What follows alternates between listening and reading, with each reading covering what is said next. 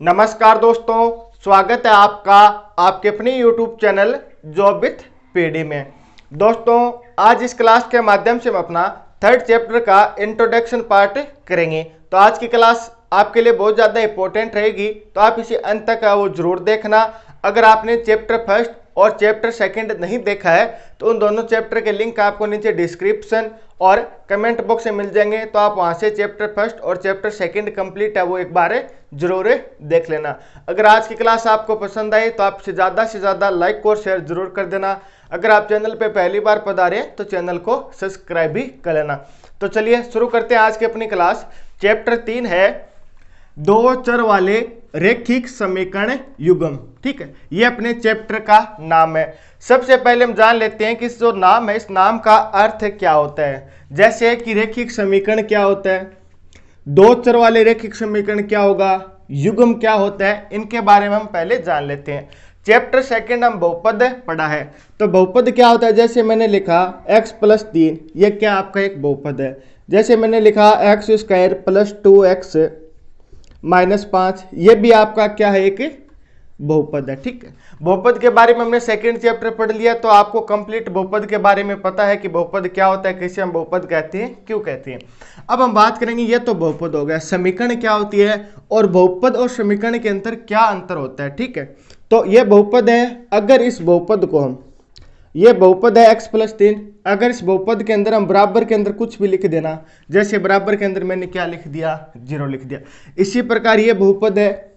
अगर इस बहुपद को भी मैं बराबर के अंदर इस प्रकार लिख दूं, जैसे -5 है तो मैं दूसरी साइड ले जाकर इसको इस प्रकार लिख दूं, यानी बहुपद तो आपका इस प्रकार होगा x + 3। लेकिन जो समीकरण होगी ना, समीकरण में बराबर के अंदर आपको कुछ ना कुछ मान दिया जाएगा, चाहे 0 दिया जाए, चाहे कोई और संख्या दिया जाए, या कोई चर आपको यहाँ पे वैल्यू दी जाए। यानी कि समीकरण क्या होती है, अगर बहुपद के बराबर में हम कोई ना कोई वैल्यू रख देना तो वो क्या बन जाती है, आपकी समीकरण बन जाती है। तो ये थोड़ा सा डिफरेंस होता है बहुपद और समीकरण के अंदर। यानी समीकरण के अंदर आपको बराबर में कुछ ना कुछ मान जरूर दिया जाएगा, कोई और अचर पद हो, ठीक है, या यहाँ पे कोई चर पद भी आपको दिया जा सकता है। जैसे x + y = -z दिया जाए, तो ये भी आपकी क्या एक समीकरण है, क्योंकि बराबर के अंदर आपको कोई ना कोई मान यहाँ पे दिया गया है। तो ये क्या होती है, समीकरण होती है। जिस प्रकार हमने पढ़ा था कि बहुपद की अगर अधिकतम घात 1 होती है तो क्या होता है, रेखीय बहुपद होता है। अगर बहुपद की अधिकतम घात 2 होती है तो क्या होता है, द्विघात बहुपद होता है।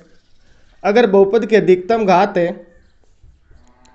3 होती है, ठीक है, तो ये क्या होता है, आपका त्रिघात बहुपद होता है। ठीक, इसी प्रकार से आपकी समीकरण होती है। जैसे अगर कोई समीकरण है, इसकी अधिकतम घात 1 है, जैसे यहाँ पे चर क्या है, x है, x की अधिकतम घात कितनी है, 1 है, तो अधिकतम घात 1 है, तो इसका मीन्स क्या हो जाएगा, ये क्या एक रैखिक समीकरण है, रैखिक समीकरण। इस चैप्टर के अंदर हम रैखिक समीकरण के बारे में पढ़ेंगे। तो यानी रैखिक समीकरण क्या होगा, इसके अंदर चर है, चर की अधिकतम घात कितनी होगी, 1 होगी। यहाँ पे चर क्या है, x है, x की यहाँ पे अधिकतम घात कितनी है, 2 है, तो यानी क्या हो जाएगा, द्विघात समीकरण हो जाएगा। ठीक है, यहाँ पे चर x है, y है, z है, तीनों की अधिकतम घात 1 1 की है ना, तो ये क्या हो जाएगा, आपका रैखिक, एक रैखिक समीकरण हो जाएगा। मान लीजिए मैं लिखूं x + y = 0, या मैं इस प्रकार लिखूं x + -y = -5, या मैं लिखूं x - y = 5। तो ये क्या आपकी एक समीकरण है। कैसे पता चला, क्योंकि यहाँ पे हमें बराबर में कुछ ना कुछ दिया गया, तो ये क्या आपकी एक समीकरण है। इसी प्रकार ये भी एक समीकरण है, क्योंकि हमें बराबर के अंदर -5 दिया गया है, और यहाँ पे भी हमें बराबर के अंदर 5, यानी कोई ना कोई यहाँ पे वैल्यू हमें दी गई है। जरूरी थोड़ी है 5 आए, 0 आए, कुछ भी आ सकता है, जैसे 2 आ गया, 3 आ गया। ठीक है, यानी बराबर में कोई ना कोई हमें मान दिया जाएगा, 0 से लेकर वो कोई संख्या हो सकती है, कोई चर पद हो सकता है। ठीक है, यानी कुछ ना कुछ जरूर होगा। तो ये क्या है, यहाँ पे भी अधिकतम घात कितनी, 1, यहाँ पे भी अधिकतम घात कितनी है, 1 है, तो यानी ये भी क्या हो जाएगा, आपका एक रैखिक समीकरण हो जाएगा। इसी प्रकार यहाँ पे चर क्या है, x है, x की भी अधिकतम घात 1 है, y की भी अधिकतम घात 1 है, तो ये भी क्या आ जाएगा, आपका एक रैखिक समीकरण हो जाएगा। इसी प्रकार यहाँ पे भी 1 है, यहाँ पे भी 1 है, ये भी क्या हो जाएगा, आपका एक रैखिक समीकरण हो जाएगा। होपफुली अब आपको समझ में आ गया होगा कि बहुपद और समीकरण के अंदर अंतर क्या होता है। पहली बात, रैखिक समीकरण क्या होता है, ठीक है, किस प्रकार हम रैखिक समीकरण को लिखते हैं ये बात भी आपको समझ में आ गई होगी। रैखिक समीकरण कब होगा, अगर चर की अधिकतम घात कितनी हो, 1 हो, तो वो समीकरण क्या हो जाएगा, आपका रैखिक समीकरण हो जाएगा। अब हम बात कर लेते हैं कि दो चर वाले रैखिक समीकरण। चैप्टर के अंदर हम क्या पढ़ेंगे, दो चर वाले रैखिक समीकरण, यानी दो चर वाले कैसे, जैसे ये बहुपद है, ये एक रैखिक बहुपद है, हमें पता चल गया। यहाँ पे चर भी क्या है, x है, तो चर कितना है, एक ही तो चर है। यहाँ पे चर क्या है, x है, यहाँ पे भी x है, यहाँ पे भी x है। x आया 2 बार है, लेकिन है तो x एक, यानी चर यहाँ पे भी क्या है, 1 है। इसी प्रकार यहाँ पे भी x चर है, यहाँ पे भी x है, x है, तो यानी कि x ये 3 बार है, लेकिन है तो चर तो एक ही है, ठीक है। इसी प्रकार इस समीकरण की बात करें तो समीकरण के अंदर चर क्या है, आप बोलोगे सर x है, तो यानी कि एक ही तो चर है, ये लीजिए। यहाँ पे पूछूं तो आप बोलोगे सर यहाँ पे भी एक चर है, वो क्या है, x है। यहाँ पे कितने चर है, तब आप बोलोगे सर एक चर तो x है, एक y है, एक क्या है, z है, तो यानी यहाँ पे कितने चर है, 3 है। लेकिन इस चैप्टर के अंदर हम क्या पढ़ेंगे, दो चर वाले, न तो मतलब इस टाइप का पढ़ेंगे, न इस टाइप का पढ़ेंगे, न ये पढ़ेंगे। कितने चर होने चाहिए, दो चर होंगे ना, उन्हीं हम रैखिक समीकरण की बात करेंगे। तो दो चर वाले, जैसे यहाँ पे एक x है, एक y है, तो यहाँ पे कितने चर है, 2 है, ठीक है। यहाँ पे भी कितने चर है, 2 है, एक x है, एक y है, और यहाँ पे भी 2 चर है, एक x है, एक y है। यानी कि इस टाइप के जो रैखिक समीकरण है ना, वो इस चैप्टर के अंदर हम पढ़ने वाले हैं, इस टाइप के रैखिक समीकरण। जैसे यहाँ पे कितने होंगे, 2 तो चर होंगे, जैसे ये हो गया रैखिक समीकरण होगा, यानी इनकी अधिकतम घात कितनी होगी, 1 होगी। जैसे आपकी 3.1 एक्सरसाइज है, 3.2 एक्सरसाइज है, इनमें आपको क्या दिया जाएगा, कुछ ना कुछ आपको दिया जाएगा, कोई क्वेश्चन दे दिया गया है, ठीक है। वहां से आपको बोला जाएगा कि इनका बीजगणितीय रूप लिखिए। उस क्वेश्चन को जो शब्दों में दिया गया है ना, उसका बीजगणितीय रूप लिखना, यानी उसकी क्या करनी है, पहले समीकरण लिखनी है। इस प्रकार आप समीकरण लिखेंगे, इसके बाद में आपको उसको क्या करना होता है, हल करना होता है, ठीक है। तो यानी पहले आपको क्या करना होगा, उसको चरों के रूप में इस प्रकार लिखना होगा, बीजगणितीय रूप में लिखना होगा, यानी कि आपको रैखिक समीकरण बनानी होंगी। आगे की जो एक्सरसाइज है वहां पे आपको रैखिक समीकरण दी जाएगी, और इनके आपको मान है वो निकालने होंगे, हल है वो निकालने होंगे, ठीक है। तो ये आगे हम धीरे धीरे पढ़ने वाले हैं। तो अब आपको समझ में आ गया होगा कि दो चर, यानी दो चर क्या होते हैं, रैखिक समीकरण क्या होते हैं। अब हम बात कर लेते हैं कि युग्म क्या होता है। युग्म का बेसिक जो अर्थ होता है वो होता है जोड़ा। जैसे ये एक समीकरण है, ये एक समीकरण है, अगर इन दोनों को लेकर हम साथ में पढ़ेंगे ना, तो ये आपका क्या हो जाएगा, एक युग्म यानी जोड़ा हो जाएगा। तो यानी हम क्या पढ़ने वाले, दो चर वाले रैखिक समीकरण युग्म, यानी दो दो जो चर होंगे ना, इस प्रकार के हम दो दो समीकरण लेकर क्या करेंगे, इनको पढ़ने वाले हैं, ठीक है। ये आपका चैप्टर का नाम है दो चर वाले रैखिक समीकरण युग्म, ठीक है।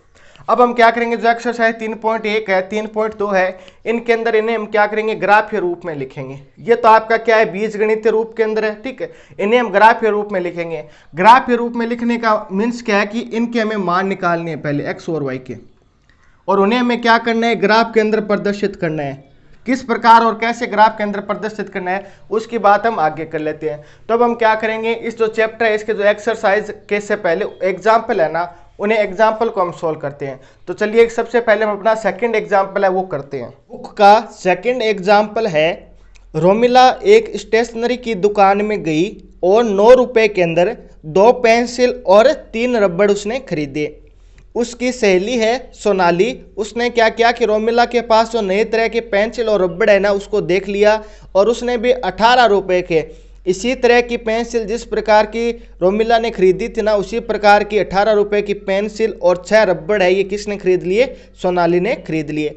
इस स्थिति को हमें बीजगणितीय और ग्राफीय रूप के अंदर व्यक्त करना है, ठीक। क्वेश्चन के अंदर हमें क्या दिया गया है कि रोमिला नाम की एक लड़की है, उसने 2 पेंसिल और 3 रबड़ खरीदे, कितने रुपए में, 9 रुपए में।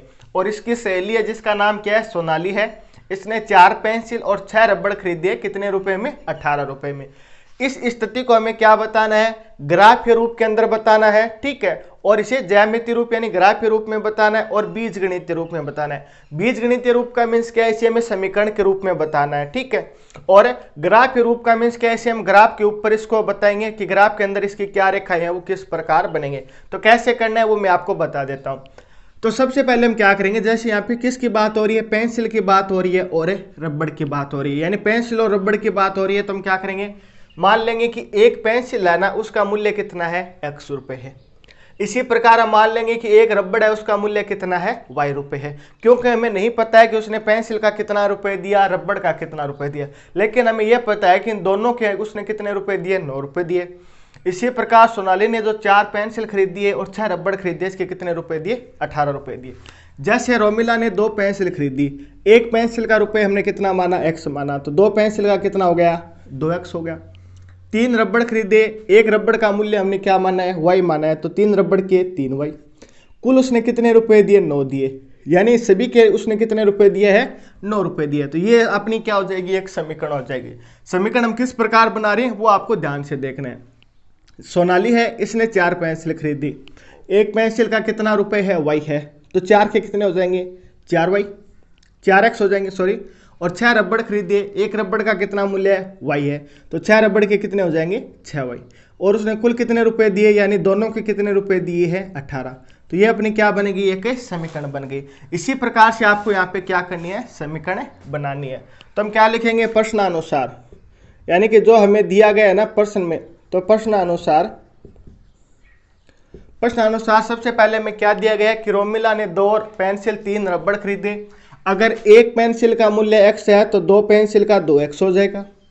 एक रबड़ का मूल्य कितना है, y है, तो 3 पेंसिल का मूल्य, 3 रबड़ का मूल्य 3y हो गया। कुल उसने कितने रुपए दिए, 9 रुपए दिए, यानी इन दोनों के कितने रुपए दिए हैं, 9 दिए, तो यानी 9 के बराबर हो गया। इसी प्रकार सोनाली की बात करें तो सोनाली ने 4 पेंसिल खरीदी, एक पेंसिल का मूल्य कितना, x है, तो 4 का कितना हो जाएगा, 4x, ठीक है। इसी प्रकार उसने 6 रबड़ खरीदी, एक रबड़ का मूल्य कितना, 6, और एक रबड़ का मूल्य कितना है, y है, तो 6 रबड़ का कितना हो जाएगा, 6y। इन दोनों को जोड़ देंगे तो कुल उसने कितने रुपए दिए हैं, 18। तो ये क्या हो गई, अपनी समीकरण 1 हो गई, ये क्या हो गई, समीकरण 2 होगी। सबसे पहले में बोला गया था कि इसको हमें किस में दर्शाना है, बीजगणितीय रूप में। तो ये लीजिए, हमने इसको बीजगणितीय रूप में दर्शा दिया, यानी इसकी समीकरण हमने बना दी, समीकरण हमें बनानी थी। अब हमें बोला गया कि इसको आगे आपको ग्राफीय रूप में भी दर्शाना है। तो ग्राफीय रूप में दर्शाने के लिए हम क्या करेंगे, जो समीकरण 1 है ना उसके हम 2 पॉइंट निकाल लेंगे, और जो समीकरण 2 है ना उसके भी हम क्या करेंगे, 2 पॉइंट निकालेंगे। तो पॉइंट किस प्रकार निकालेंगे वो आप देख लीजिए। तो हम क्या करेंगे, सबसे पहले समीकरण 1 से, समीकरण 1 से, समीकरण 1 क्या है आपकी, 2x प्लस 3y बराबर 9। तो हम क्या करेंगे, x और y के 2 पॉइंट निकालेंगे। ये पॉइंट निकालना आपको आता है क्योंकि क्लास 9th 8th के अंदर आप ये काफी बार पढ़ चुके हैं, ठीक है। इस प्रकार आपको डब्बा बनाना है, एक साइड आपको x लिखना है, एक साइड आपको y लिखना है। सबसे पहले आपको क्या करना है, x का मान 0 रख देना है। x का मान जैसे ही हम यहाँ पे 0 रखेंगे तो ये पूरा मान क्या हो जाएगा, 0 हो जाएगा। तो इस साइड क्या बचा, आपका बचा है 3y बराबर 9, क्योंकि x का मान 0 रखते हैं तो x 0 का गुणा 2 से, तो ये 0 हो जाएगा। तो यानी हमारे पास क्या बचा है, 3y बराबर 9। हमें y का मान निकालना है, तो यानी 3 इसके अपोन में आ जाएगा, तो y बराबर कितना मिला, 3। यानी कि समीकरण के अंदर x का मान हम 0 रखेंगे तो y का मान कितना आएगा, 3 आएगा। तो ये लीजिए हमने 3 रख दिया, ठीक है। अब आपको दूसरा क्या करना है, y का मान 0 रख के देखना है। अगर हम y का मान 0 रखेंगे तो y का मान 0 रखेंगे तो ये पूरा मान तो क्या हो जाएगा, 0 हो जाएगा। तो यानी क्या बचेगा, 2x बराबर 9। तो x बराबर क्या बचेगा, 4.5। लेकिन आपको ये मान है ना वो पॉइंट के अंदर नहीं लेना है। अगर पॉइंट के अंदर लेंगे तो आपको ग्राफ बनाने में प्रॉब्लम हो सकती है। तो यानी आपको ये पॉइंट वाला मान नहीं लेना है। तो यानी कि आप क्या करोगे, y का मान 0 नहीं रखेंगे। तो अब आप y का मान क्या रख सकते हैं, चलो 1 रख के देखते हैं। अगर आप y का मान 1 रखेंगे तो ये कितना हो जाएगा, 3। 3 इस साइड जाते ही माइनस का हो जाएगा, तो यानी 9 में से 3 घटेगा तो ये 6 बचेगा। और 6 के अंदर आप किसका भाग देंगे, 2x। तो यानी कि यहाँ पे आप क्या करें, y का मान 1 रख रहे हैं। जैसे आप y का मान रखेंगे तो ये कितना हो जाएगा, 3। 3 इस साइड जाते ही माइनस हो जाएगा इसमें से, तो ये क्या बचेगा, 2x बराबर 9 माइनस 3। तो 2x बराबर कितना बचा, 6। तो x का मान कितना आ गया, 3। तो हमने y बराबर 3 रखा, तो x का मान कितना आ गया हमारे पास से, 3 आ गया। तो इससे हमारे पास 2 बिंदु आ गए ना, ठीक है। बिंदु हमें क्या मिला है, बिंदु आपको नीचे लिख देना है बिंदु। बिंदु में क्या लिखते हैं, पहले x का मान लिखते हैं फिर y का मान लिखने हैं। तो यहाँ पे x का मान क्या है, 0 3। सेकंड में हमें क्या मिला है, x का मान 3 मिला है, y का मान 1 मिला है। तो यानी हमने पहले समीकरण से 2 बिंदु निकाल लिए हैं, ठीक है। किस प्रकार निकालते हैं, धीरे धीरे आगे आप और क्वेश्चन सोल्व करते जाएंगे ना तो आपको और अच्छे से समझ में आएगा, ठीक है। इसी प्रकार आपको क्या करना है, समीकरण सेकंड लेनी है। ये लीजिए समीकरण सेकंड से, समीकरण 2 से। इससे भी आपको दो मान निकालनी है। तो समीकरण 2 क्या है, 4x प्लस 6y बराबर 18 दिया गया। तो सबसे पहले आपको ये सारणी बना लेनी है। इस प्रकार आप ये सारणी बना लीजिए। x का मान एक साइड तो ऊपर x हो जाएगा, नीचे y हो जाएगा। सबसे पहले हम x का मान 0 रखेंगे। तो जैसे 0 रखेंगे ये पूरा मान तो 0 हो गया। क्या बचा, 6y बराबर 18। y का मान निकालना है तो 6 इसके नीचे जाते 3 बार काटेगा, तो यानी y बराबर कितना आ गया, 3 आ गया। एक बार हमने x का मान 0 रखा, तब एक बार आप y का मान 0 रख लीजिए। जैसे ही आप y का मान 0 रखेंगे ना, तो ये मान क्या हो जाएगा, 0 हो जाएगा। तो ये क्या बचेगा, 4x बराबर 18। हमें x का मान निकालना है तो यानी इसके अपॉन में जाएगा, तो ये कितना हो जाएगा, 18/4 यानी 9/2 4/5, 4.5 है। तो हमें पॉइंट के अंदर मान नहीं लेना है, तो यानी कि हम y का मान यहाँ पे 0 नहीं रखेंगे। तो y का मान हम क्या रख सकते हैं, मान लीजिए हमने 1 रखा। जैसे हम यहाँ पे 1 रखेंगे ना, तो ये कितना हो जाएगा, 6 हो जाएगा। 6 इस साइड जाते कितना बचेगा, 12। तो 4x बराबर कितना हो गया, 12। तो x का मान कितना आया, 3। तो ये लीजिए x का मान कितना आ गया, 3 आ गया। तो यहाँ से हमें बिंदु क्या मिले हैं, बिंदु को हम कैसे लिखेंगे, पहले x की वैल्यू फिर y की वैल्यू। तो यहाँ पे x की वैल्यू कितनी है, 0, y की कितनी है, 3 है। इसी प्रकार x की वैल्यू यहाँ पे कितनी मिली, 3, और y की वैल्यू हमें क्या मिली है, 1 मिली है। तो ये हमने क्या किया, समीकरण 1 से 2 बिंदु निकाल लिए, समीकरण 2 से भी हमने 2 बिंदु निकाल लिए। अब इन्हें हम ग्राफ के ऊपर प्रदर्शित करेंगे। ग्राफ के ऊपर प्रदर्शित करने के लिए आपके पास कोई ग्राफ पेपर होगा, या एक बार आप इसको रफ में भी बना सकते हैं। जैसे सबसे पहले आपको इस प्रकार बना लेना है, 2 लाइनें खींच देनी है। ये तो क्या होता है, आपकी y एक्स होती है। ऊपर तो y के मान पॉजिटिव होते हैं, नीचे y के मान क्या होते हैं, नेगेटिव होते हैं। ये मूल बिंदु होता है, यानी यहाँ पे x का मान भी 0, y का मान भी 0। ये क्या होता है, आपका x होता है, और यहाँ यानी कि यहाँ पे जो x का मान होगा वो पॉजिटिव होगा, और ये x डैश होता है, यानी यहाँ पे जो x का मान होगा वो नेगेटिव होगा। आपको देखना है कि यहाँ पे अपने कितने मान आ रहे हैं। जैसे 0 3 आ रहा है, 3 1, 0 3 3 1, यानी हाईएस्ट मान कितना है, 3 है। तो आप इससे आगे 1 2 पॉइंट और लेकर, यानी हम 3 या 4 पॉइंट इसमें ले लेंगे। तो मान लीजिए हम 4 पॉइंट लेते हैं, 1 2 3 4। इसी प्रकार 1 2 3 4, 1 2 3 4, 1 2 3 4। इसी प्रकार हम इधर ले लेंगे 3 4, 1 2 3 4। और यहाँ पे ये क्या है, नेगेटिव है, -1 -2 -3 -4। ये भी आपका नेगेटिव नंबर होगा नीचे की तरफ, क्योंकि ये y पॉजिटिव है, ये y नेगेटिव है। ये x पॉजिटिव है, ये x क्या है, नेगेटिव है। ये बातें आप जानते हैं, क्योंकि पिछले क्लासों में आपने ये पढ़ रखा है। सबसे पहले हमें ये बिंदु दर्शाना है। पहला बिंदु क्या है, 0 3 है, यानी कि x का मान कितना है, 0 है। x का मान 0, y का मान 3। तो x का मान 0, तो यहाँ पे ये 0 हो गया, क्योंकि यहाँ पे x भी 0 y भी 0। तो x का मान 0, तो यहाँ पे हो गया। y का मान हमें कितना लेना है, 3 लेना है। तो ये लीजिए हमने यहाँ पे ये पॉइंट आ जाएगा। यहाँ पे क्या है, x का मान 0, y का मान है 3 है। हमने पहला पॉइंट बिंदु दर्शा दिया। सेकंड क्या है, x का मान 3 है, y का मान कितना है, 1 है। तो x का मान 3 ये रहा, ठीक है, y का मान 1 यानी ये रहा। तो यानी कि ये पॉइंट बनेगा हमारा, x का मान 3, y का मान है 1। अब आपको क्या करना है, दोनों पॉइंटों को मिला देना है। तो दोनों पॉइंटों को मिलाने के लिए आपका स्केल का उपयोग करना है। इस प्रकार ये देख लीजिए, हमने इन दोनों पॉइंटों को मिला दिया है। तो ये अपनी एक रेखा है। वो रेखा कौन सी है, ये है 2x प्लस 3y बराबर 9। ये क्या है, इस समीकरण का मान है, ठीक है। फिर ये समीकरण 2 के हमें क्या बिंदु मिले थे, ये भी मिला था हमें, x के ऊपर 0 है, y के ऊपर 3 है। तो यानी कि x के ऊपर 0, y के ऊपर 3, तो यानी ये पॉइंट है। और सेकंड पॉइंट क्या है, x का मान 3 है, तो यानी यहाँ पे हो गया, और y का मान कितना है, 1 है, यानी ये पॉइंट है। तो यानी कि जो सेकंड है ना, वो भी अपने इसके ऊपर ही बनेंगे। ये जो सेकंड समीकरण की जो रेखा बनी है ना, वो भी इसके ऊपर बनेगी। तो इसको हम इस साइड लिख देंगे, ये हम यहाँ पे लिख देंगे 4x प्लस 6y बराबर 18, ठीक है। हमें दोस्तों क्या बोला गया था कि एक एग्जाम्पल दिया गया, बोला गया था कि इसको आपको बीजगणितीय यानी समीकरण के रूप में लिखना है। तो ये लीजिए हमने समीकरण रूप में लिख दिया।